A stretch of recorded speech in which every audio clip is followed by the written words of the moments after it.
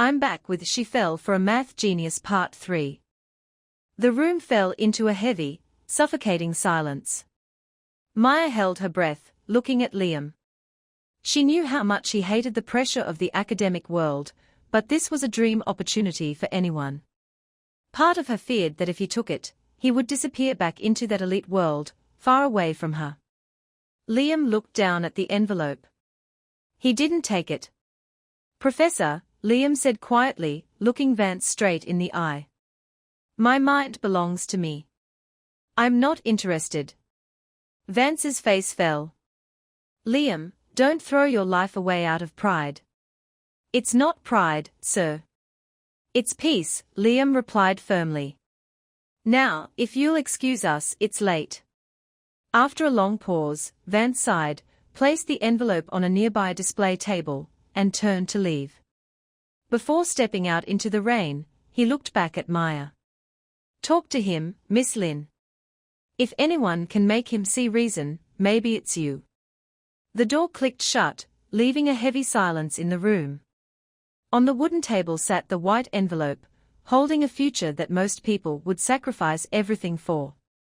Maya looked at Liam, who was staring out the glass door at the falling rain. His posture was tense, his hands tucked deep into his pockets. "You knew Professor Vance before, didn't you?" Maya asked softly, breaking the silence. "Liam Sterling, you were the child prodigy who disappeared from the math department 2 years ago." Liam let out a slow, tired breath. He turned to face her, his eyes vulnerable for the very first time. "I wasn't just a student, Maya. My father was a high-ranking dean. To him and the faculty, I wasn't a person, I was a trophy. A human calculator to bring in research grants," Liam said, his voice carrying a deep, quiet pain. "When I couldn't take the pressure anymore, I walked away. My father cut ties with me, and I finally found peace until now." Maya felt her heart ache for him. She walked over, standing right in front of him, and gently reached out to touch his arm. "Professor Vance thinks I should convince you to take that envelope," Maya whispered, looking directly into his dark eyes. "But he's wrong. You don't owe the world your mind if it costs you your peace." Liam looked at her hand on his arm, then up at her face. The guards he usually kept up completely melted away. "Everyone who comes into my life wants something from me, Maya," he said, his voice barely above a murmur. "My equations, my proofs, my talent. But you, why are you here?" "Because I don't care about the genius," Maya said, her heart beating so loud she was sure he could hear it. "I only care about the guy who makes peppermint tea, and cares about the beauty in simple things." Liam stepped closer, closing the distance between them.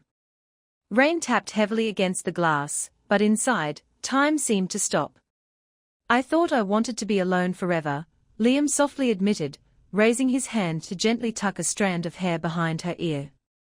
"Until you walked into my library." Before Maya could reply, a sudden, sharp knock at the door broke the moment. But this time, it wasn't Professor Vance. Outside stood 2 men in sleek black suits, holding an official document against the glass. Through the rain-streaked glass of the bookstore door, the official blue stamp on the document was unmistakable: Office of the Dean, Department of Mathematics.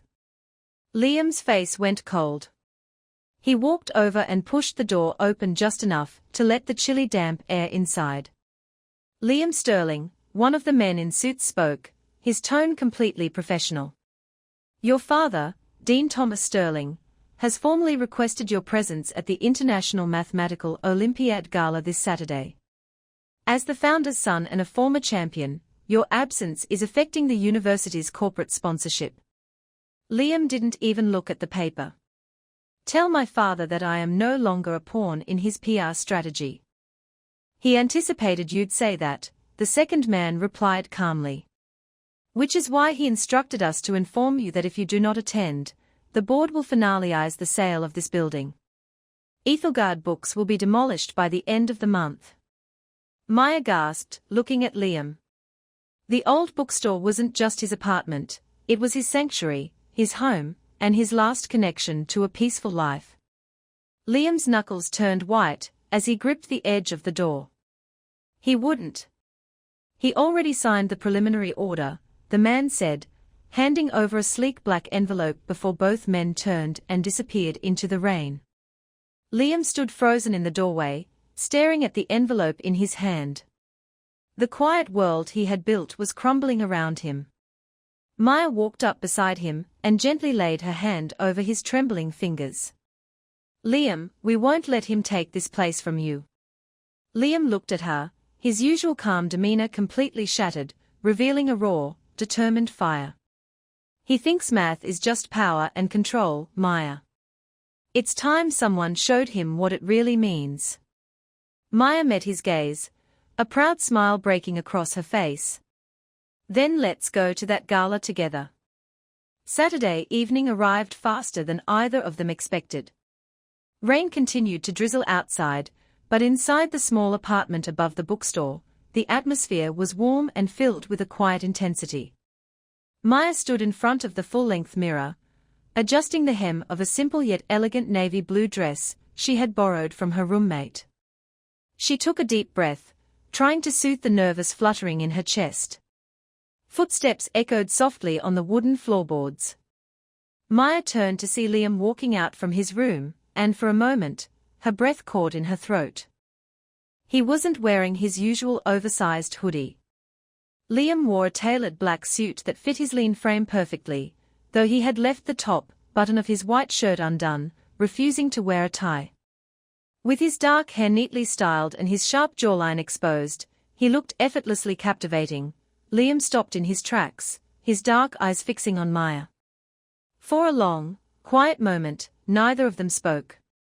The faint sound of rain against the window seemed to fade into the background. "You look..." Liam started softly, stepping closer. "You look incredible, Maya." Maya felt a gentle blush rise on her cheeks. "You don't look so bad yourself, Mr. Sterling." "I almost didn't recognize the coffee barista." Liam offered a soft, genuine smile, stopping just inches away from her. He reached out, his long fingers gently picking up a small velvet box from the table. Inside was a delicate silver necklace with an infinity symbol, $\infto$. "My grandmother gave this to me," Liam whispered, his voice low and incredibly sweet. "She used to say that some connections aren't bound by time or logic. They just exist." He stepped behind her. Maya held her hair up, feeling the warm touch of his fingers against the nape of her neck as he carefully fastened the clasp. A shiver ran down her spine, and when his hands rested gently on her shoulders for an extra second, she leaned back slightly into his touch. Liam met her gaze in the mirror. His calm, steady presence anchored all her fears. "Whatever happens tonight," Liam murmured near her ear, his breath warm and comforting, "I'm not doing this for my father, or the university, or my past. I am doing this to protect our sanctuary. With you." Maya turned around to face him, looking straight into his eyes. She reached up and placed her hand over his heart, feeling its steady, strong beat. "We do it together," Maya promised softly. Liam placed his hand over hers, holding it tight, before leading her out into the night toward the grand gala that awaited them. If you enjoy romantic stories, don't forget to like, subscribe, and turn on the notification bell so you never miss a new story. Thank you for watching.